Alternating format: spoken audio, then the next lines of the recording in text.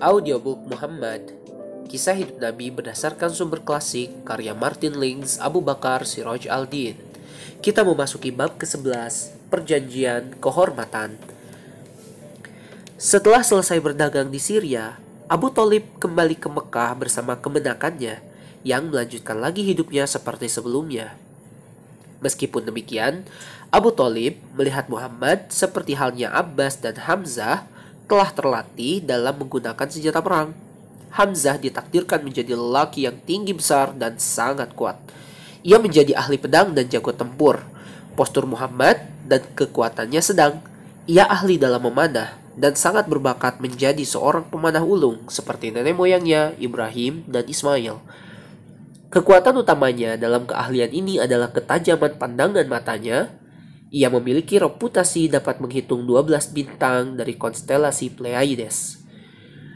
Pada tahun-tahun tersebut, kaum Quraisy tidak terlibat dalam pertempuran manapun kecuali konflik hebat yang terjadi secara sporadis dan sebentar-sebentar. Perang tersebut dikenal sebagai perang melanggar kesucian karena dimulai pada salah satu bulan suci. Seorang Kinanah yang tak bertanggung jawab membunuh seorang lelaki Amir, salah satu suku Hawazin dari Najd.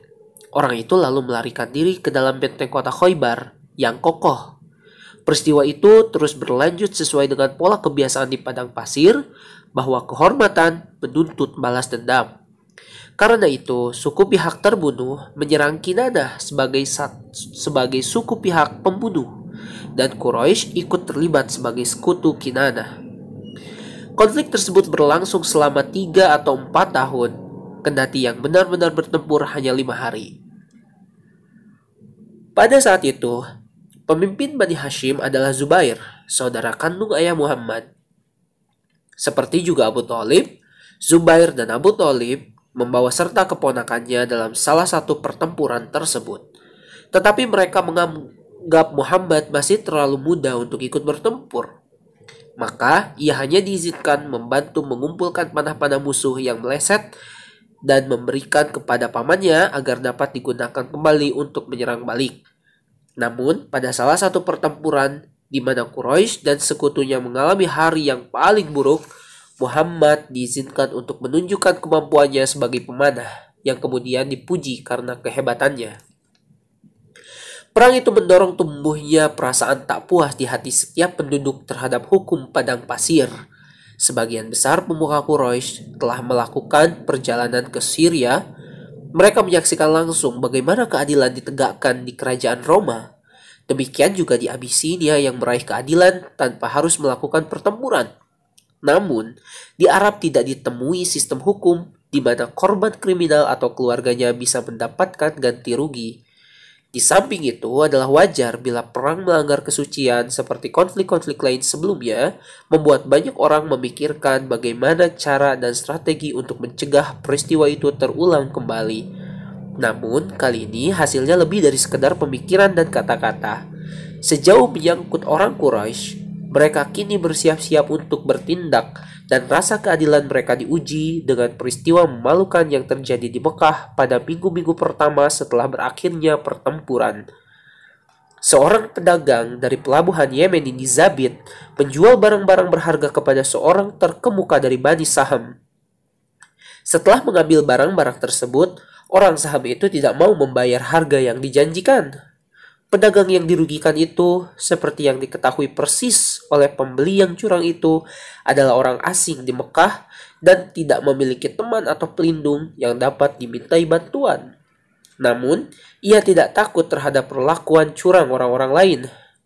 Lalu, sambil berdiri di tebing Abu Kubais, dengan lantang, fasih dan berapi-api, ia menyeru kaum Quraisy agar keadilan ditegakkan.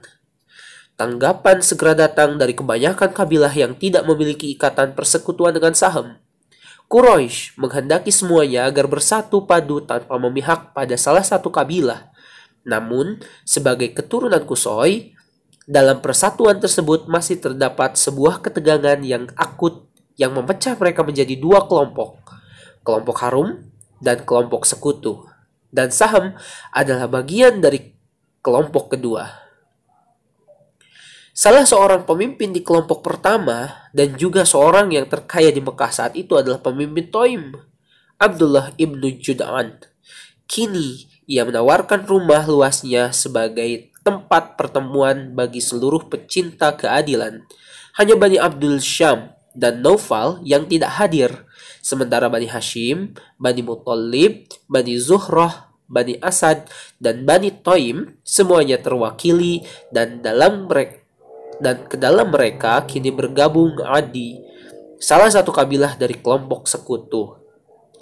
Keputusannya setelah melalui diskusi serius, diperlukan adanya suatu aturan kehormatan untuk menegakkan kembali dan melindungi yang lemah. Mereka pun pergi bersama ke Ka'bah. Di sana mereka menyiramkan air ke atas Hajar Aswad. Air itu dibiarkan jatuh mengalir ke dalam suatu wadah. Kemudian masing-masing meminum air yang disucikan itu.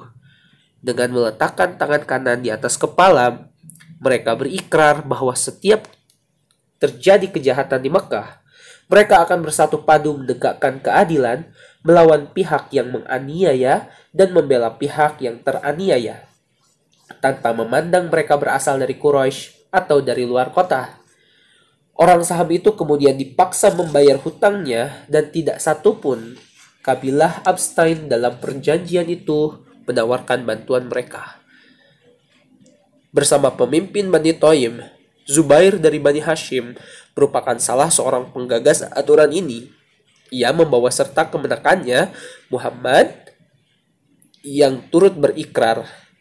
Beberapa tahun kemudian, Muhammad menuturkan, "Aku hadir di rumah Abdullah ibnu Jud'an pada pembuatan perjanjian yang istimewa.